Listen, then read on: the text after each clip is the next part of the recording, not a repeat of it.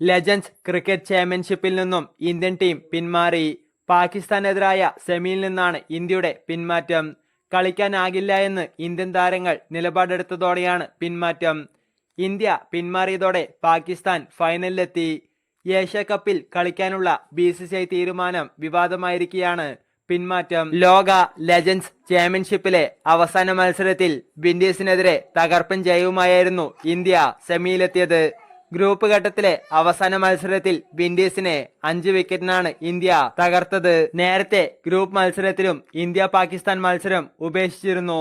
പാകിസ്ഥാനെതിരെ മത്സരിക്കാനില്ല എന്ന് വ്യക്തമാക്കി ഇന്ത്യ പിന്മാറിയതിനാലാണ് മത്സരം ഉപേക്ഷിക്കേണ്ടി വന്നത്. പഹൽഗാം ഭീകരാക്രമണം നടന്നപ്പോൾ ഇന്ത്യക്കെതിരെ പ്രകോപനപരമായ പ്രസ്താവനകൾ നടത്തിയ ഷാഹിദ് അഫ്രീദി നയിക്കുന്ന പാക് ടീമിനെതിരെ മത്സരിക്കാനില്ല എന്ന് വ്യക്തമാക്കി ഇന്ത്യ ചാമ്പ്യൻസ് താരമായ ശിഖർ ധവാൻ പിന്മാറിയതിന് പിന്നാലെയാണ് യുവരാജ് സിംഗ്, സുരേഷ് റെയ്ന, യൂസഫ് പത്താൻ അടക്കമുള്ളവർ പിന്മാറിയത്.